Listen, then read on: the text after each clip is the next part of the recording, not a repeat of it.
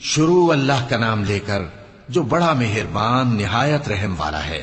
سب تعریف اللہ ہی کے لیے ہے جو سب چیزوں کا مالک ہے، یعنی وہ کہ جو کچھ آسمانوں میں ہے اور جو کچھ زمین میں ہے سب اسی کا ہے، اور آخرت میں بھی اسی کی تعریف ہے، اور وہ حکمت والا ہے، خبردار ہے۔ جو کچھ زمین میں داخل ہوتا ہے اور جو اس میں سے نکلتا ہے اور جو آسمان سے اترتا ہے اور جو اس پر چڑھتا ہے سب اس کو معلوم ہے، اور وہ مہربان ہے، بخشنے والا ہے۔ اور کافر کہتے ہیں کہ قیامت کی گھڑی ہم پر نہیں آئے گی۔ کہہ دو کیوں نہیں آئے گی؟ میرے پروردگار کی قسم وہ تم پر ضرور آ کر رہے گی۔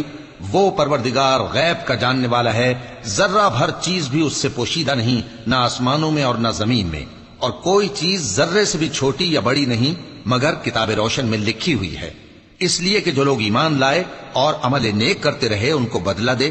یہی ہیں جن کے لیے بخشش اور عزت کی روزی ہے، اور جنہوں نے ہماری آیتوں کے بارے میں ہمیں ہرانے کی کوشش کی ان کے لیے سخت درد دینے والے عذاب کی سزا ہے۔